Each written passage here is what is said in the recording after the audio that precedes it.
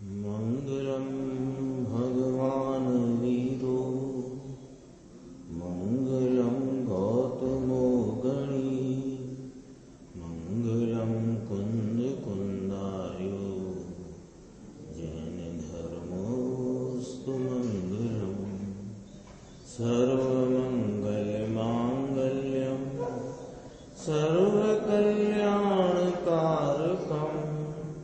प्रधानम सर्वधर्माणां जैनं जयतु शासनम्। मैं नमो तीर्थनायक को, नमो ओंकार वाणी को, नमो उन कुंद प्रभु को जिन्होंने ओंकार धारण की। अहो उपकार जिनवर का, कुंद का दिव्य वाणी का, जिन कुंद धनि दाता उन कहान स्वामी का।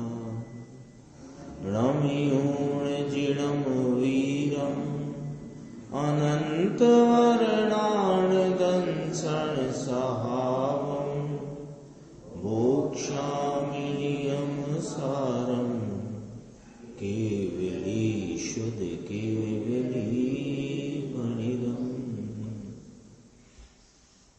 नियम सारजी परमागम ग्रंथ के परम आलोचना अधिकार में अपनी 110 गाथा उपरांत 160 नंबर कलश, उसकी चर्चा अपन ने कल प्रारंभ की थी और उसमें पूज्य गुरुदेव श्री की जो स्पष्टीकरण है वो अपन देखते हैं 346 पेज से 346 से। पहले तो इतना ही कहा ना, जो कर्म के दूर बने के कारण यह पंचम भाव पारनामिक प्रगट सहज अवस्था पूर्वक रहा हुआ है। यहाँ अवस्था का अर्थ है अवस्थित रहा हुआ है।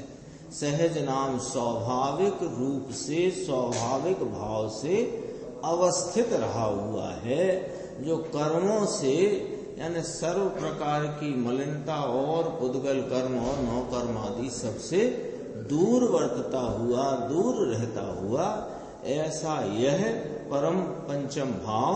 इस प्रकार अब आगे कहते हैं, देखो 346 पे, जो आत्मनिष्ठा परायण आत्म स्थित, इसको ब्रैकेट में अर्थ, आत्मनिष्ठा परायण नाम आत्म स्थित कौन के मुनि, मुनियों को ऐसे आत्मा में निष्ठ, ऐसे आत्मा में स्थित समस्त मुनियों को मुक्ति का मूल है यह पंचम परम पारिणामिक भाव। ये पंचम भाव ये मुक्ति का मूल है। तो देखो अभी क्या, किसको मुक्ति का मूल कहा? यह अपना पंचम भाव परम निरपेक्ष अनादि अनंत ध्रुव रूप एक रूप रहा हुआ, जो अपना द्रव्य स्वभाव स्वरूप भाव, वह मुक्ति का मूल है। ये कहा। मोक्ष का मार्ग ये भी ना कहा। क्यों? कि मार्ग का तो व्यय हो जाता है। मार्ग कहाँ रहने वाला है? मार्ग तो सादी शांत भाव है और यह तो अनादि अनंत भाव है।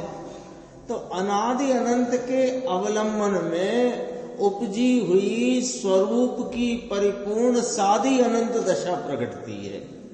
मोक्ष मार्ग तो सादी शांत है, तो सादी शांत भाव को मुक्ति का मूल न कहा, क्योंकि शादी है, एक तो इसकी शादी है, तो शादी अभी है ही नहीं वो,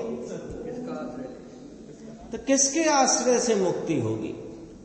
मुक्ति यदि मुक्ति के मार्ग के आश्रय से मानते हैं तो फिर मुक्ति का मार्ग है कहाँ अभी? मुक्ति का मार्ग जिस भाव के आलम्बन में प्रकटता है वह पंचम परम भाव पारनामिक यही मुक्ति का मूल है। इसको यहाँ इस कलश में मुनिराज पद्म प्रमलधारी देव बहुत इसकी महिमा करके कहते हैं। देखो हाँ व्यवहार कहते हैं। पंडित जी कहते हैं छावड़ा जी समय सार जी के भावार्थ में, ये व्यवहार तीर्थ है। व्यवहार तीर्थ कहा इसको। सम्यक दर्शन ज्ञान चारित्र की शुद्ध भावना रूप जो परिणति है, ये व्यवहार तीर्थ है। निश्चय तीर्थ अपना ये परम पंचम भाव पारिणामिक, उसकी यहां गूंज हो रही है। देखो, मार्ग का तो व्यय होता है तब मुक्त दशा उत्पन्न होती है। इसका भाव उत्पन्न हुआ, ये भाव में से भाव हुआ। ये पंचम परम पारिणामिक शक्ति स्वरूप, जैसे वह कहते लींडी पीपर 64 पुटी चरपराई से भरी हुई, उसमें से चरपराई निकली है। तो है तो आई है, जो है वह आया है। तो पहले है उसको नक्कीर करो, तो उसके आलम्बन में वही मुक्ति का मूल है, उसके आलम्बन में वह पर्याय प्रकट होती है। ये पंचम भाव में से मुक्त अवस्था आती है। पंचम भाव के आश्रय से मुक्ति का मूल है। किसको? कि आत्मनिष्ठ परायण। अब इसमें शब्द तो मुनियों को लिया, नियम सार है, चरणानियोग का ग्रंथ है। मुनिराज स्वयं, क्योंकि आचार्य कुंद भगवान ने अपनी निज भावना के निमित्त बनाया, तो टीकाकार मुनिराज ने भी अपने स्वयं को रख करके उसमें टीका की है। बाकी इसमें मुनि में चौथे गुण स्थान से सब आ गए। क्यों आ गए? आत्मनिष्ठ परायण होने से। जिसने अपने आत्म स्वरूप की, इस परम पंचम भाव पारिणामिक स्वरूप की जिसने भान करके श्रद्धा की है, उसका आलम्बन लिया है, वह आत्मनिष्ठ परायण है। वह आत्मा की निष्ठा में प्रयत्नशीलता उद्यम मनते है चौथे गुण स्थान से। तो वह भी इसमें समा गई है बात, वो बात भी इसमें समा गई। देखो, आत्मनिष्ठ परायण, आत्मा में प्रेम में ही जो तत्पर अंदर है, स्वभाव जो शुद्ध त्रिकाल है, सनातन सत्य, वह कर्म के दूर पने के कारण प्रगट अवस्था स्वरूप ही वस्तु है। सत्य सत्ता है, सत्ता है, होने पने वस्तु है। ये जो होने पने से है, यह जो सत्स्वरूप सत्ता का भाव है, ये त्रिकाल है। इसमें जो परायण है, उसमें जो परायण है, उसमें ही निष्ठा है, अर्थात परायण है ना, तत्पर है। उद्यमवंत कहो, प्रयत्नशील कहो, सच्चा शब्द इसमें आए तत्पर। आत्मा उसकी ही निष्ठा और उसमें तत्परता है। आत्मनिष्ठ परायण, आत्मनिष्ठा परायण, ये शब्द है। देखो, फिर कहते हैं समस्त मुनियों को, सब मुनियों को मुक्ति का मूल ये है। कौन? अपना पंचम भाव, अनादि अनंत परम निरपेक्ष भाव, अपना स्वरूप रूप भाव, जिसके तीन बोल पलटता नहीं, जिसकी आदि नहीं, अंत नहीं, और जो कभी एक रूपता को छोड़ता नहीं, ऐसा वह पंचम भाव, वह मुक्ति का मूल है। तो देखो, गुरुदेव श्री फरमाते हैं, व्यवहार मोक्ष मार्ग निकाल दिया और निश्चय मोक्ष मार्ग भी निकाल दिया। यहाँ तो अनादि अनंत जो भाव है अपना, जो स्वरूप रूप भाव, जिसके तीन बोल, पलटता नहीं, अनादि अनंत, एक रूपता को छोड़ता नहीं, ऐसा यह स्वरूप रूप भाव, ये ही मुक्ति का मूल है। इसको निर्णय में लेकर इसका आलम्बन लेकर इसके आश्रय में जो परिणति उपजती है वहां से मोक्ष का मार्ग प्रारंभ होता है।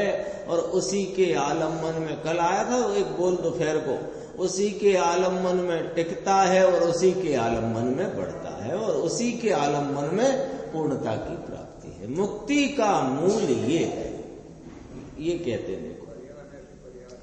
हाँ, निश्चय मोक्ष मार्ग काढ़ी नाख्यो, पर्याय है ना। निश्चय मोक्ष मार्ग जो स्वरूप के श्रद्धा, अनुभव, संचेतन और उसमें रमणता की जो पर्याय है वो पर्याय है, और पर्याय में से पर्याय आती नहीं। इसलिए त्रिकाल जो सत सत्ता पूर्ण, दूर से भिन्न, कर्म से दूर, दूर माने भिन्न, ऐसा जो सत वह मुनियों को मुक्ति का मूल है। मुनियों को मुक्ति का मूल तो ये है। व्यवहार निकाल दिया तो निश्चय भी निकाल दिया, यहां तो काढ़ी नाको वहीं तो निकाल दिया। यहां तो अभी तो ये चलता है ना कि व्यवहार करते करते निश्चय होता है। अरे वो जो होता है उससे भी मुक्ति नहीं होती है, ले हो जाओ। जिसकी तुम टोह में हो, यद्यपि कि राग करते करते वीतराग परिणति का जन्म हो, ऐसा इसलिए संभव नहीं। पूज्य श्री का ही उदाहरण है, लहसुन खाते खाते कस्तूरी की डकार कैसे आएगी। हाँ, पर्याय वैसे पर्याय ये कहते हैं। देखो यहाँ जो कहते व्यवहार करते निश्चय हो, तुम सोचते हो कि व्यवहार करते निश्चय होगा। अरे व्यवहार करते निश्चय हो सकता नहीं, क्योंकि राग में से वीतरागता आएगी कैसे, पहला पॉइंट।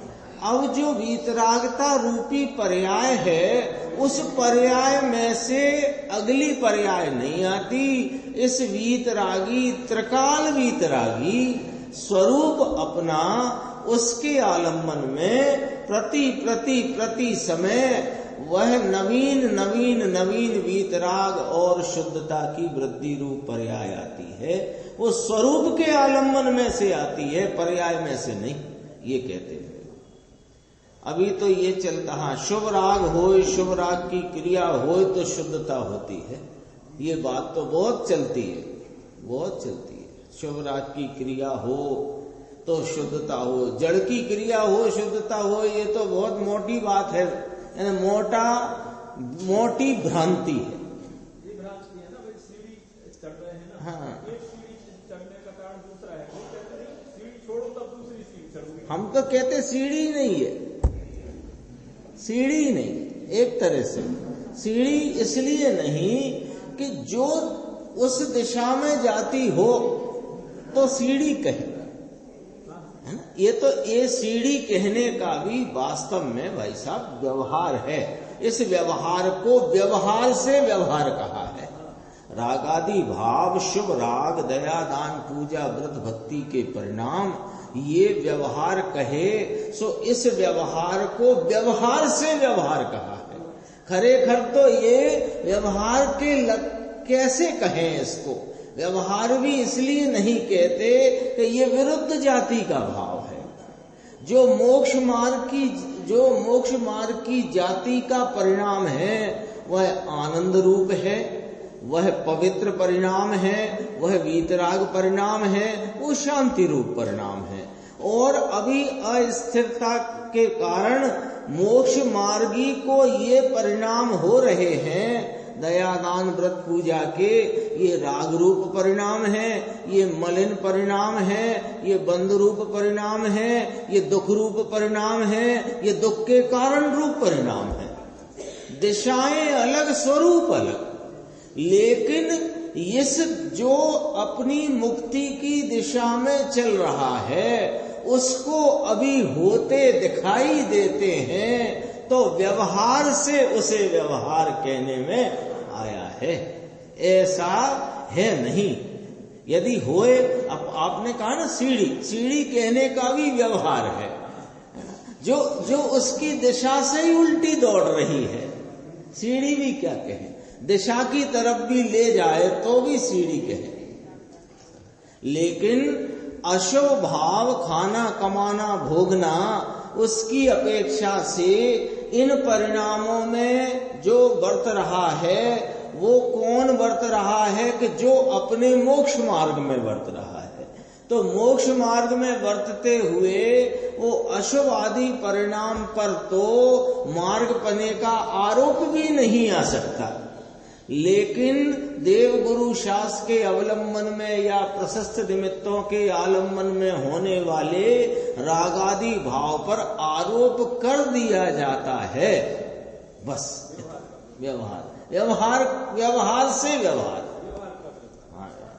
शुभ राग होए, शुभ राग की क्रिया हो तो शुद्धता होए, ऐसा अभी तो चलता है, अभी यही चलता है। देखो 5-6 लाइन छोड़ के नीचे एकाकार है कौन, यह पंचम परम पारिणामिक। अपना तो अभी 160 कलश में वो ही चल रहा है कि यह परम पारिणामिक भाव एकाकार है, अर्थात सदा एक रूप है, जो निज रस के फैलाव से भरपूर होने के कारण अपने निज आनंद और ज्ञान रस के विस्तार से अंदर भरपूर होने के कारण त्रिकाली भरपूर। भरपूर भरपूर अपन प्रयोग तो बहुत करते हैं शब्द का, पर उस शब्द को जरा जो ऐसे तोड़कर जोड़कर तो देखो, जोर देकर देखो, भरपूर।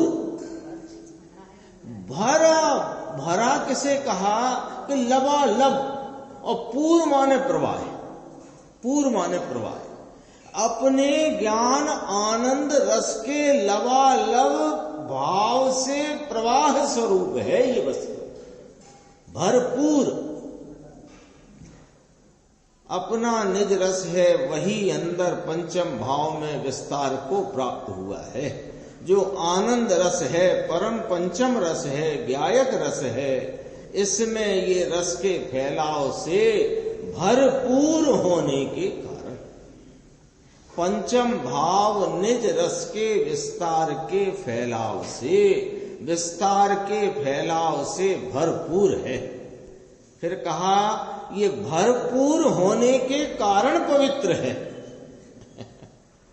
अपना ज्ञान आनंद स्वरूप रस, ज्ञान आनंद रस से भरपूर है, इससे ये पवित्र है। तो कहते हैं बधु काढ़ी नाख्यू, सब निकाल दिया, पर्याय और राग और निमित्त और संयोग और कर्म से भी दूर वर्तता है। बोलो, ये वो भाव जो मैं हूं, जो मेरे स्वरूप प्रतीति के योग्य है, जो मेरे स्वरूप अनुभवने के योग्य है, जो मेरे रूप ध्याने के योग्य है, वह भाव पर्याय और राग और निमित्त और संयोग, 4 चीजें ली। पर्याय माने भले ज्ञान आदि भावों की क्षयोपम रूप पर्याय हो, उससे भी मैं दूर। परिणति में कोई कषाय की मंदता का स्वरूप संबंधी विचार के अंतर जल्प का राग भी हो, उससे भी मैं दूर हूं। देव गुरु शास्त्र आदि निमित्त जो जिनवाणी में कहे गए, उनसे भी मैं दूर हूं। अनेक प्रकार के सुख वो शुभ संयोग आदि, इनसे भी मैं दूर हूं। कर्म से भी दूर हूं, अंदर कर्म से यह भगवान दूर वर्तता है।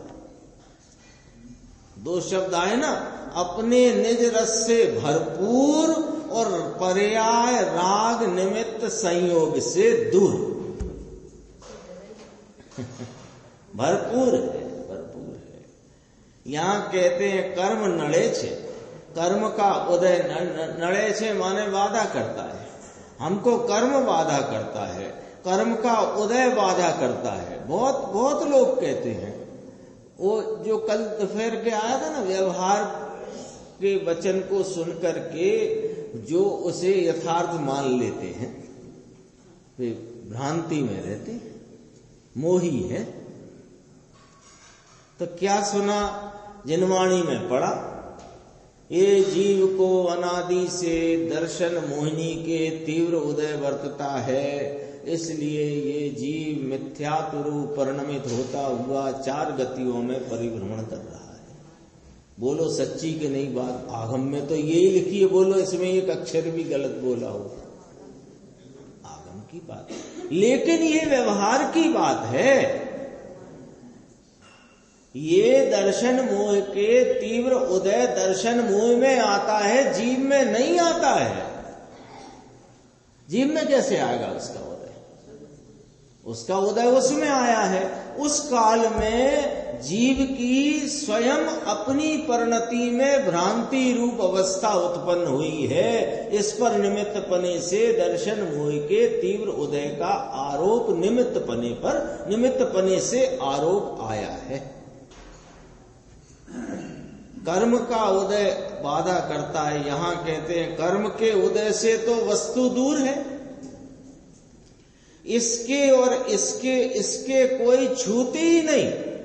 एने अने एने काई अड़ी नथी। कर्म के उदय आदि भावों को और जीव के भाव और जीव में ये जो जीव परम पंचम भाव है ना, ये अभी तो इसकी बात चलती है। ये अपनी पर्याय से भी दूर कहा। तो कर्म का भाव और कर्म पुद्गल परमाणु इस चैतन्य भगवान को छूते ही नहीं है, कभी नहीं छूते। तो चाहे इसकी बंद अवस्था ज्ञात कराने के लिए 70 कोड़ा कोड़ी का बंद हुआ आदि इत्यादि सब बातें आती हैं, लेकिन इसको कभी बंद हुआ ही नहीं, ये बंधा ही नहीं है, क्योंकि ये बंधने के स्वरूप वाला ही नहीं है। ये तो स्वरूप से मुक्त स्वरूप है, बंधने के स्वरूप वाला ही नहीं है। ये थोड़ा अपने को गुरुदेव श्री के द्वारा जो स्वाध्याय और स्पष्टीकरण आता है, इससे अपने को ये बात समझने का और उस बात की गहराई को पकड़ने का अभ्यास हुआ है कि अपन इस आगम के वचनों में से वास्तविकता क्या है वो अपने ख्याल में आ सकती है। अन्यथा वो पद्धति से वांछन करते रहो तो बात भी पकड़ में नहीं आती। ये देखो क्या कहते हैं, निज सत्ता ऐसा जो स्वरूप सहज अवस्थ अवस्था का था ना, तो अवस्था का मतलब अवस्था पूर्वक रहेला माने अवस्थ, निश्चय सहज दशा में शक्ति रूप रहा हुआ, स्वभाव रूप भरा हुआ, निज रस के फैलाव से भरपूर निश्चय त्रिकाली हो, इसके कारण पवित्र त्रिकाल है ये वस्तु। ये सम्यक दर्शन का विषय है। सम्यक दर्शन ये भी दर्शन का विषय नहीं है। सम्यक दर्शन भी सम्यक दर्शन का विषय नहीं है। सम्यक दर्शन का विषय तो यह अनादि अनंत परम निरपेक्ष पंचम परम भाव पारिणामिक स्वरूप, ये सम्यक दर्शन का विषय है, जो अपनी सादी भाषा में कभी पलटता नहीं, जिसकी आदि और अंत नहीं, जो एक रूपता को छोड़ता नहीं। यह सामान्य स्वरूप, यह अपना ज्ञायक स्वरूप, ये सम्यक दर्शन का विषय। बस थोड़ा सा इसमें और 348 पे बीच में 5-6 लाइन छोड़ के, सदा जयवंत है, यह एकाकार निज रस के फैलाव से भरपूर, यह चैतन्य परमात्मा जो पवित्र है, ये सदा जयवंत है। किसको? कि जिसको पर्याय में भाषित हुआ है उसको। ये तो जयवंत पने रहा ही है, अनादि अनंत है ना, तो वह तो रहा है, लेकिन वह अपने रूप स्वरूप से रहा है। लेकिन जिसको यह अपनी परिणति में भासित हुआ, आस्वादन रूप हुआ, संचेतन रूप हुआ, उसको ये जयवंत हुआ। देखो, जिसको पर्याय में भासित हुआ है उसको है, तो भी भासित न हुआ, इसको क्या है? इसको क्या है? इसको तो कभी ये देव है, कभी नरक है, कभी त्रियंच है, कभी मनुष्य है, कभी धर्मात्मा, कभी पुजारी, कभी मुनि, क्योंकि पर्यायों में झांकता है और उस रूप अपने को मानता है। ये तो जिसको यह पंचम परम पारणामिक अनादि अनंत परम निरपेक्ष ज्ञायक चैतन्य परमात्मा, जिसको पर्याय में भासित हुआ, जिसने अपनी उपयोग दशा में उस परम पदार्थ का आस्वादन किया है, उसकी प्रतीति करके उसमें रमणता की है, उसको ये जयवंत है। ठीक है, क्या मांगलिक है, रह गया। इसलिए मुनियों को मुक्ति का मूल है ऐसा कहा। इसको तो सदा शुद्ध शुद्ध जयवंत वर्तता है, सदा शुद्ध शुद्ध जयवंत वर्तता है। क्या मांगलिक, क्या सनातन जैन दर्शन का तत्व, सनातन जैन दर्शन जिसकी आदि नहीं, ये कब से है कि अनंत काल बीता, यानी अनादि, आदि है ही नहीं जिसकी, अनादि से तीर्थंकर होते आए, अनादि से इसी मार्ग से होते आए और इसी मार्ग को बताने वाले अनादि से आए तीर्थंकर। ये जयवंत वर्तते हैं। ये सनातन आत्म तत्व, सनातन शुद्ध जीव तत्व, ये जयवंत वर्तता है। ऐसा कह करके पर्याय में हमको यह चैतन्य परमात्मा, यह पंचम परम पारिणामिक भाव जयवंत वर्तता है, ऐसा हमको भासित हुआ है। ऐसा कहते हैं। यह है ऐसा शास्त्र में कहा है, इसके कारण लिया और धारण किया है, इसमें जयवंत वर्तता है, इसको नहीं।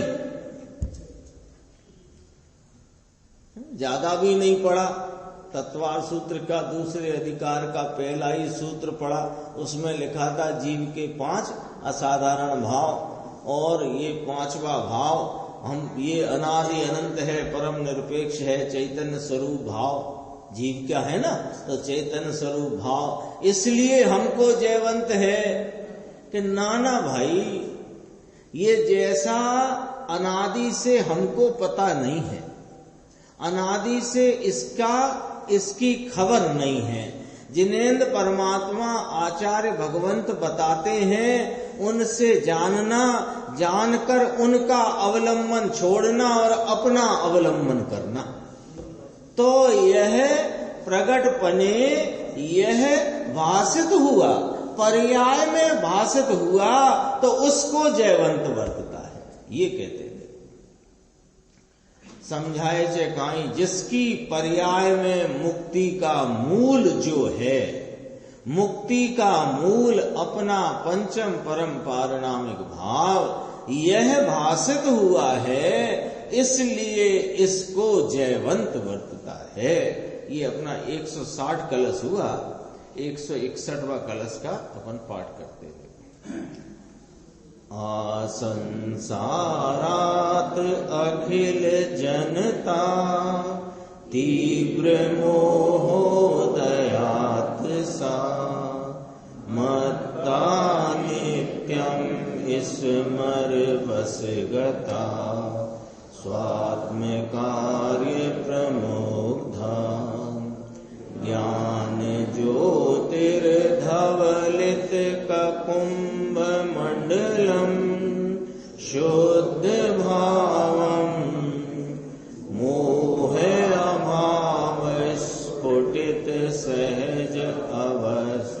मेषा प्रयाति।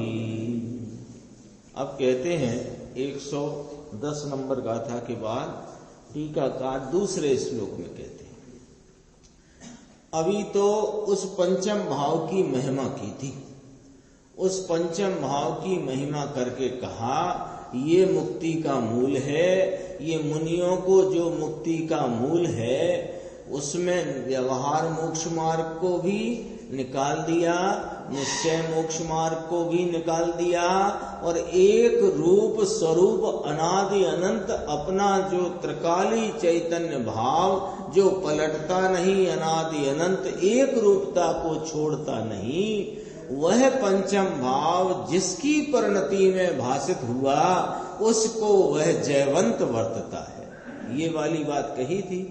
अब पलटकर बात कहते हैं और फिर उसी में बात कहेंगे। देखो, अनादि संसार से समस्त जनता को, जन समूह को तीव्र मोह के उदय के कारण ज्ञान ज्योति सदा मत्त है, काम के वश है और निज आत्म कार्य में मूढ़ है। अनादि संसार से समस्त जनता को, ये सब जनता, जितने जीव राशि संसार में पड़ी हुई है सब जनता, जनता शब्द लिया इसमें, देखो ऊपर ही आया था ना, आ संसारात अखिल जनता, समस्त जनता माने प्राणी जितने जीव हैं सब। अब देखना, अनादि संसार से समस्त जन समूह को, नाम जीवों को तीव्र मोह के उदय के कारण, तीव्र मोह के उदय के कारण, अब इसका अर्थ निकालने जाएंगे तो कैसे निकलेगा? तीव्र मोह वो निमित्त में है, उसके उदय के कारण के उसका उदय उसमें वर्तता है, ये निमित्त से बताया जाता है। लेकिन इसकी तीव्र भ्रांति के कारण, इसकी परिणति में वर्तती हुई वस्तु स्वरूप के संबंध में तीव्र भ्रांति, ये तीव्र भ्रांति के कारण इसकी ज्ञान ज्योति सदा मत्त है, मत्त है नाम बेहोश रही है। इसे इसकी ज्ञान ज्योति यानी इसके जानने का जो स्वरूप है, ज्ञान ज्योति किसे कहना? जानने के भाव, वह प्रकाश रूप है, वह जानने का भाव जो प्रकाश रूप है वह सदा मत्त पड़ी है। क्यों? भ्रांति के कारण, भ्रांति के कारण, और काम के वश है, इच्छाओं से ये त्रस्त है, उसके वश है।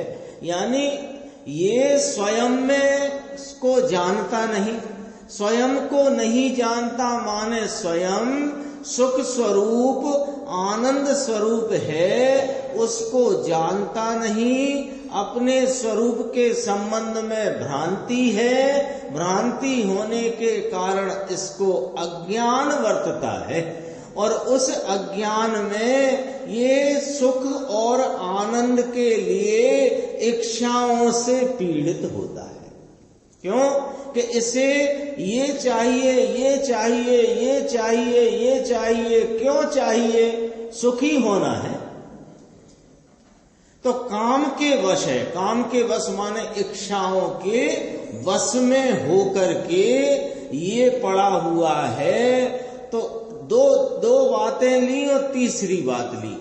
पहले तीव्र मोह का उदय निमित्त कहा, लेकिन यहाँ परिणति में अपने ज्ञान आनंद स्वरूप के प्रति की विकट भ्रांति चल रही है, विकट भ्रांति। और उस भ्रांति के कारण ये स्वयं ज्ञान स्वरूप होने पर भी अपने ज्ञान स्वरूप को जानता नहीं, पहचानता नहीं, ये मदहोश पड़ा है। अपने ही स्वरूप के संबंध में मदहोश पड़ा हुआ है। इसको पता ही नहीं, इसको इसकी मदहोशी में ये पता नहीं है कि आनंद यहां से आता है। तो इसको आनंद तो प्रति क्षण चाहिए, तो प्रति क्षण चाहते हुए आनंद के लिए ये इच्छाओं के वश हो गया है। इधर से आएगा, इधर से आएगा, इधर से आएगा। तो चाहिए क्या है? मुझे एक बात बताओ, आपको पानी चाहिए कि वह पानी की इच्छा की पूर्ति चाहिए?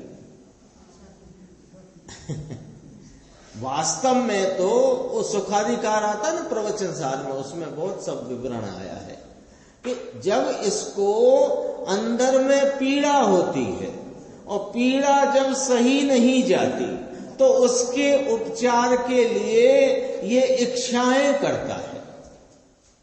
तो इच्छाओं के बस हुआ है, तो इच्छाओं के बस है, अपने स्वरूप के भान से मदहोश नाम उसका इसे भान है नहीं, इसलिए निज आत्म कार्य में मूढ़ है।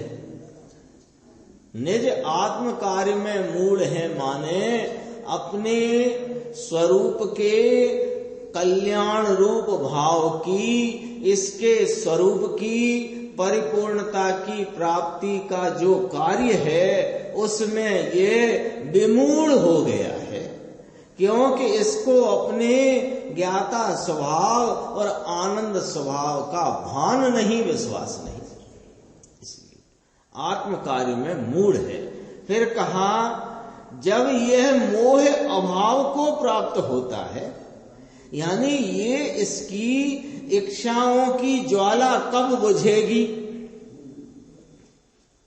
है ना। अपन पूजा में भी पढ़ते हैं और दिन रात शुभाशुभ भावों से मेरा व्यापार चला, उसमें आया ना इच्छाओं की ज्वाला से झुलसा है मेरा अंतस्थल, है ना। अब ये इच्छाओं की ज्वाला बुझे कैसे, इच्छाओं की ज्वाला हुई कैसे, ये बात तो हो गई।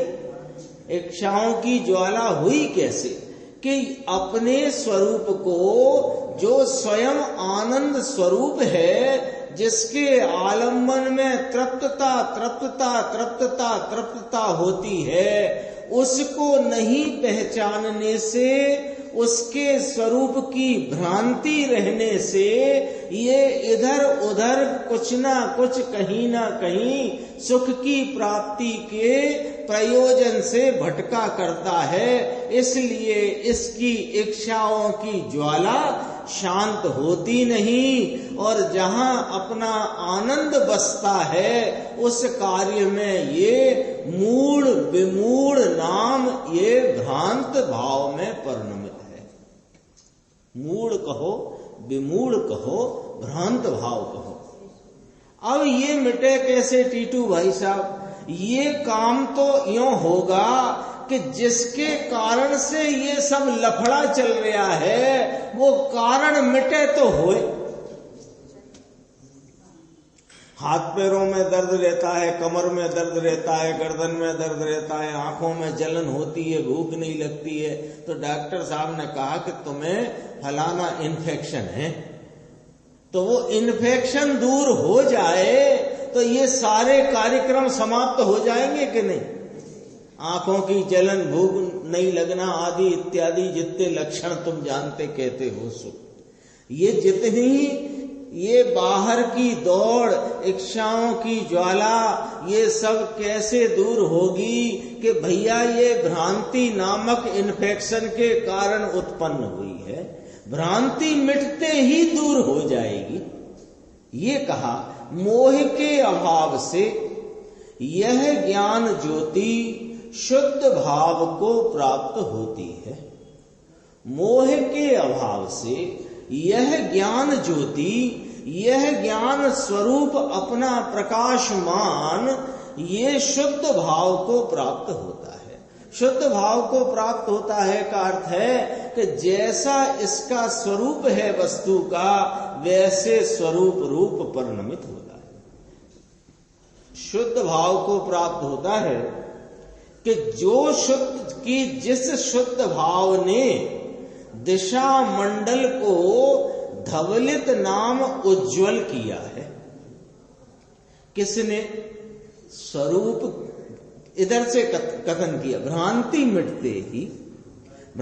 मिटते ही स्वरूप रूपता का होश आते ही, होश आ गया ना, भ्रांति मिटी तो जो अपने स्वरूप में मदहोश हो रहा था तो स्वरूप रूप का भान हुआ, उस ज्ञाता स्वभाव का भान हुआ, श्रद्धान हुआ, तो शुद्ध भाव की प्रकटता हुई।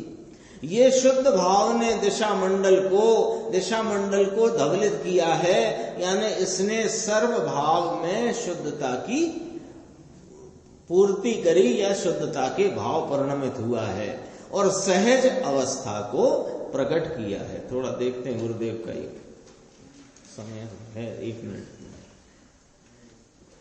श्लोकार्थ। अनादि संसार से समस्त जनता को, समस्त जन समूह को तीव्र मोह के उदय के कारण, मोह यानी पर तरफ की सावधानी के झुकाव के कारण, अनादि संसारी प्राणी को, पर तरफ का झुकाव कहो तो पर तरफ का झुकाव जब गुरुदेव श्री अर्थ करते ना मोह का, इसमें दोनों मोह की बात आती है, दर्शन मोह की भी और चारित्र मोह की भी।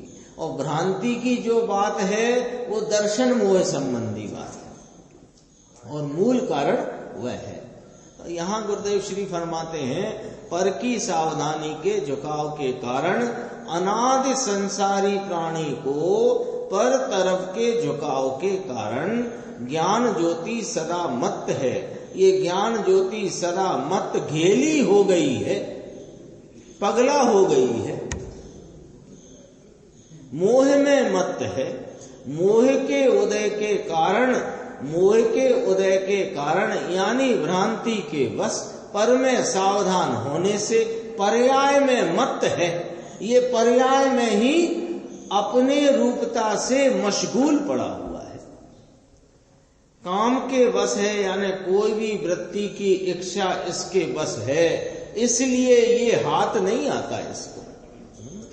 अपना सनातन सत सिवाय कोई भी बाह्य की चीज, छोटी बड़ी, दूसरे द्रव्य गुण पर्याय भगवान हो कि भगवान की वाणी हो, ये पर तरफ के मोह के कारण से ये सदा मत्त है, पागल है, दशा पगला गई है। जैसा सनातन पवित्र है ऐसी सनातन यहाँ अनादि की पर्याय में अपवित्रता हो गई है। ये कहते हैं। शेष चर्चा इसकी अपन आगे की स्वाध्याय